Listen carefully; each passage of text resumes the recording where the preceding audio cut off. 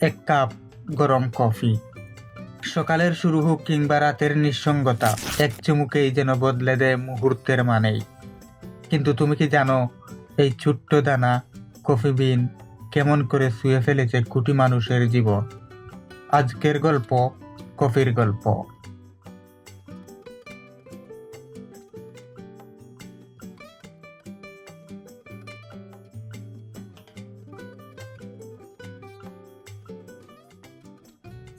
কফির জন্ম আফ্রিকার ইথিওপিয়ায়।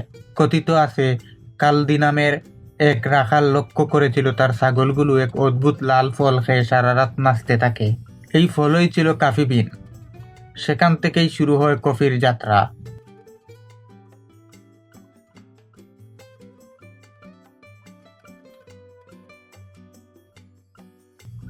ইথিওপিয়া থেকে ইয়েমেনে, তারপর আরব দেশে ছড়িয়ে পড়ে এই জাদুদানা। ইসলামী বিশ্বে 1500 শতকে ইয়েমেনের সুফি দরবেশরা দীর্ঘ রাত জেগে নামাজ পড়তে এই কফি পান করতেন। তখন কফি ছিল শুধু এক পানীয় নয়, এক আধ্যাত্মিক শক্তির উৎস।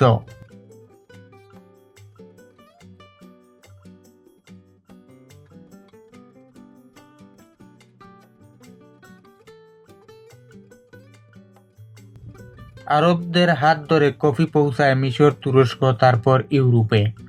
প্রথম দিকে ইউরোপে কফি নিষিদ্ধ ছিল। চার্চ বলেছিল এটি শয়তানের পানীয়।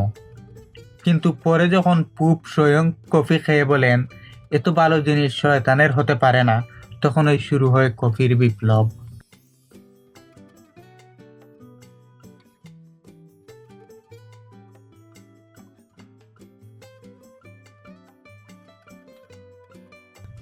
ষোলোশো সালের পর থেকে লন্ডন, প্যারিস, ভেনিসে একে একে খুলতে থাকে কফি হাউস।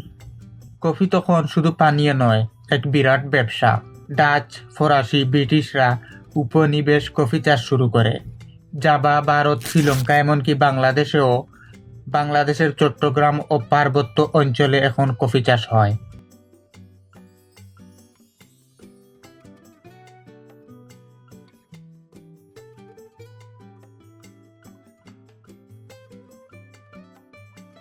এক কাপ কফিতে থাকে প্রায় 90 থেকে 120 মিলিগ্রাম ক্যাফেইন। এটা আমাদের মস্তিষ্কের ক্লান্তি দূর করে, মনোযোগ বাড়ায়। তবে অতিরিক্ত কফি অনিদ্রা, উদ্বেগ আর হার্ট রেট বাড়াতে পারে। তাই দিনে 2-3 কাপ যথেষ্ট। বিশ্বে কফির 2 প্রধান প্রজাতি, আরবিকা ও রুবাস্ট। আরবিকা কফি নরম, সুবাসযুক্ত। রুবাস একটু তিতা ও শক্ত। এই দুইয়ের মিশ্রণে তৈরি হয় পরিচিত স্বাদ, যা আমরা প্রতিদিন উপভোগ করি।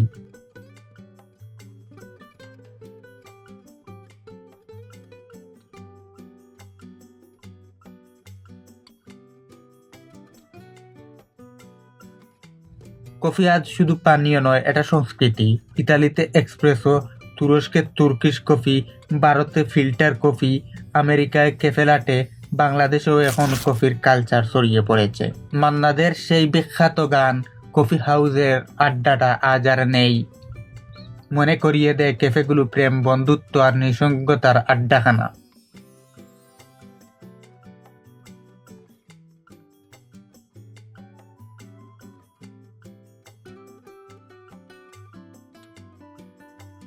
একজন একা মানুষ রাতের বেলা ডেস্কে বসে গরম কফির কাপে তাকিয়ে থাকে, হয়তো কোনো স্মৃতি, হয়তো অপেক্ষা। কফি যেন সেই নীরব বন্ধু যে কথা বলে না, শুধু গন্ধে বলে দেয় তুমি একা নও।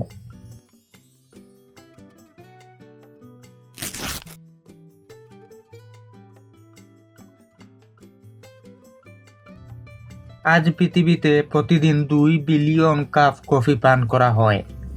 কিন্তু জলবায়ু পরিবর্তনের কারণে কফি চাষ হুমকিতে। গবেষকরা এখন নতুন কফি প্রজাতি তৈরি করেছেন, যাতে ভবিষ্যতে এই সুগন্ধি অমলিন থাকে।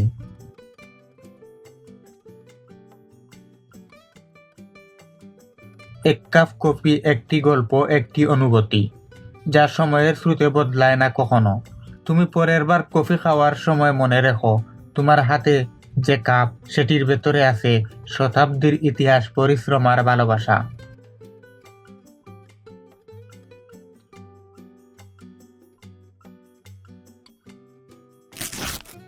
আমি সার্চলাইট আবার ফিরবো এমন এক গল্প নিয়ে।